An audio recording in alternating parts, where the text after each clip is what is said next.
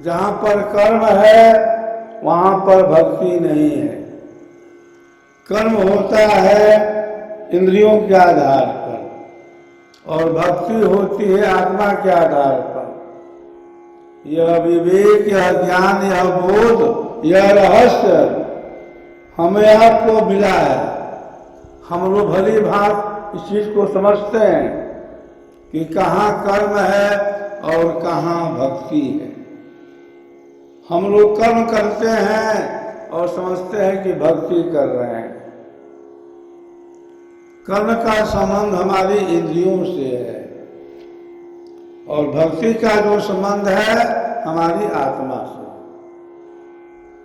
तो ब्रह्म विद्या विहंगम योग का सिद्धांत है कि आत्मा प्रकृति के प्रवाह सुलभ हो करके मन बुद्धि इंद्रियों से असंग हो करके जब अपने स्वरूप में आता है और अपने स्वरूप में आकर के जो साधन करता है वही भक्ति कहलाती है।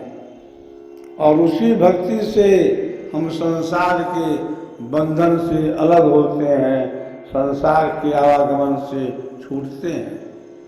भक्ति भगवान की बहुत बारीक है, शीश सौंपे बिनु भक्ति नाही, होय अवधूत आस तन की तजे, जियता मरहि सो भक्ति पाही।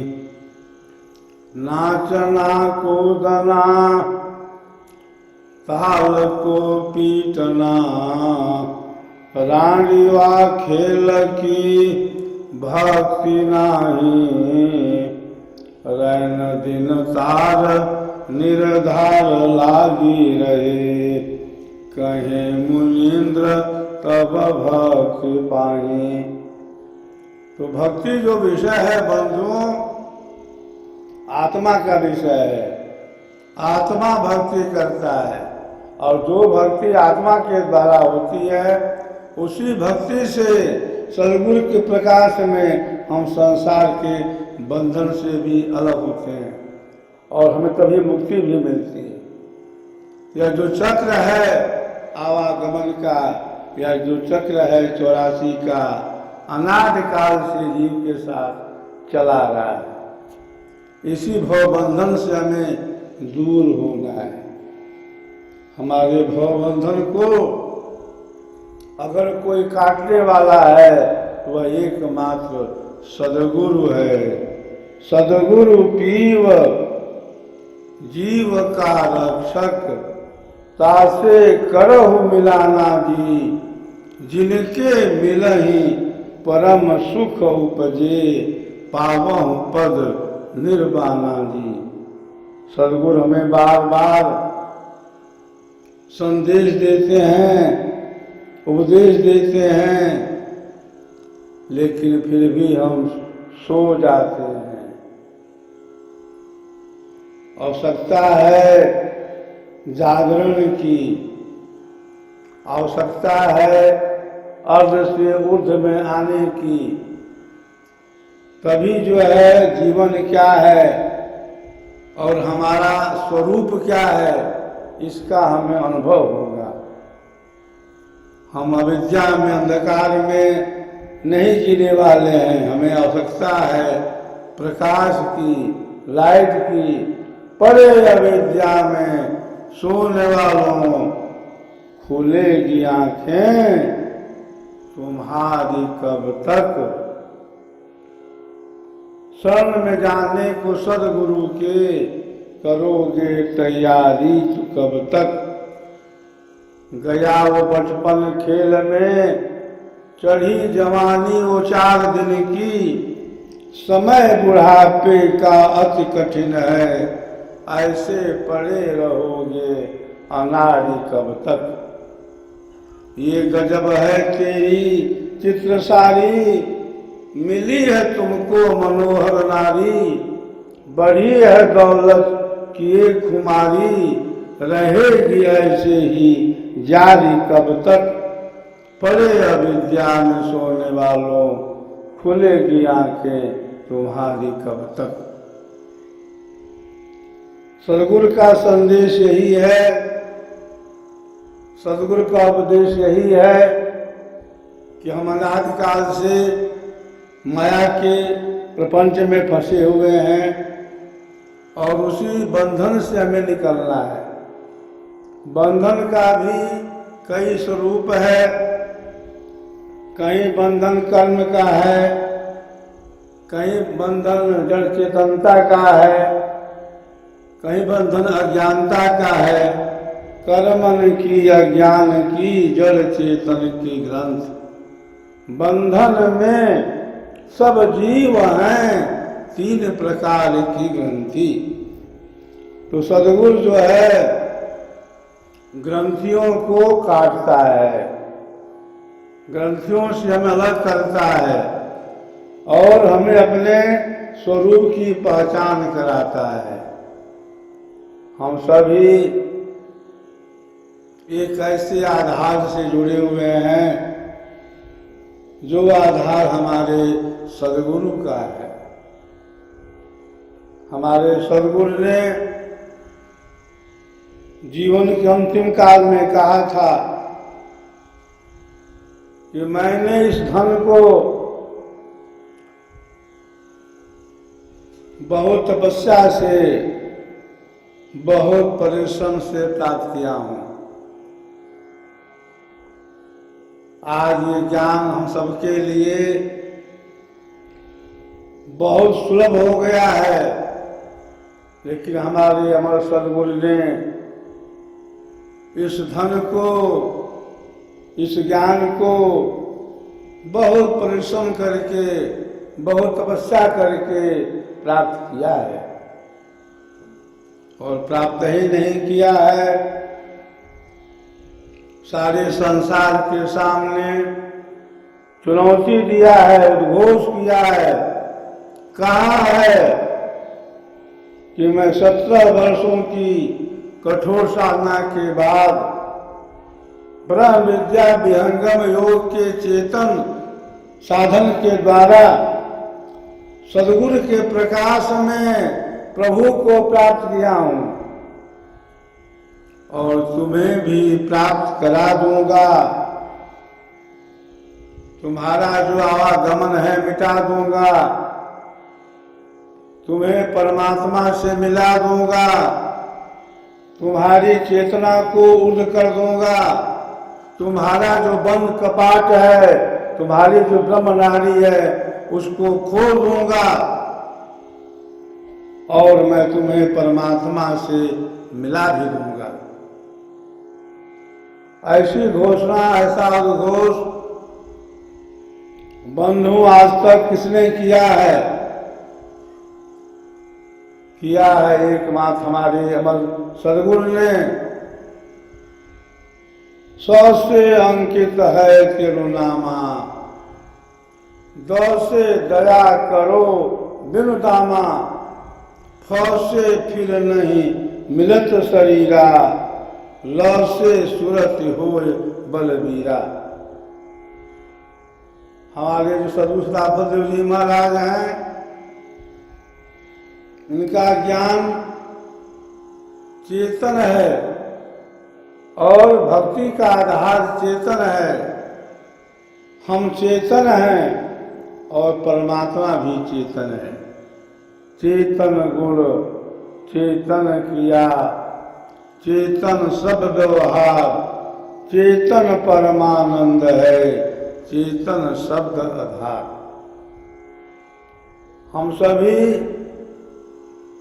साधन कर रहे हैं, हम सभी भक्ति कर रहे हैं, भजन कर रहे हैं, ध्यान कर रहे हैं, उपासना कर रहे हैं, लेकिन सब में अंतर है। एक साधन होता है, एक भजन होता है। भजन जो है किया नहीं जाता है, भजन होते रहती है। साधन जो है किया जाता है।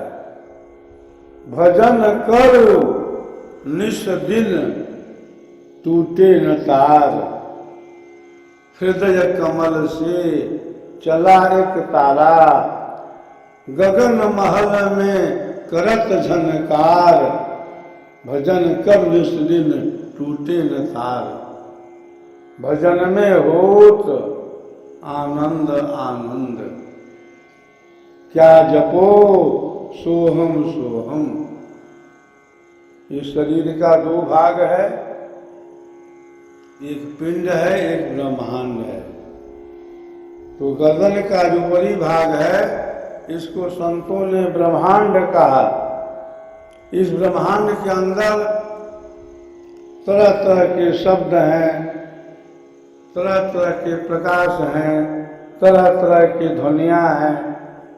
यहीं पर निरंजन है, यहीं पर ओम है, यहीं पर सोहम है, यहीं पर शक्ति है, यहीं पर निरंकार है। और इसी ब्रह्मांड के अंदर एक ऐसा स्थान है जहाँ पर हम गुरु विधान से ध्यान करते हैं, गुरु विधान से संयम करते हैं, गुरु विधान से अपनी चेतना को केंद्रीभूत करते हैं। तब हमें कुछ विशेष आत्माओं का एक विशेष मुहूर्त में दर्शन भी होता है, संकेत भी मिलता है, संदेश मिलता है, आवाज मिलती है, एक विशेष प्रेरणा मिलती है। सद्गुरु जो है हमारा रक्षक है। सद्गुरु रक्षक जीव जहाना, यही सम शांति उपाय न आना। जहाँ रक्षक आपन नहीं कोई, तह रक्षा सद्गुरु से होई। तो हमारा सद्गुरु जो है अपने चेतन मंडल से हम सबको देखता रहता है। हमारी साधना कहाँ चल रही है, हमारा मन कहाँ तक नियंत्रित है, हमारे भाव संस्कार कैसे हैं, हम सद्गुरु के प्रति कितने समर्पित हैं। आवश्यकता है दीन होने का, अधीन होने का, अमानी होने का, शरणागत होने का। जिस साधक के अंदर दीनता है, अधीनता है, आस्तिक भाव है, समर्पण है, वही साधक जो है भक्ति मूर्ति का अधिकारी होता है।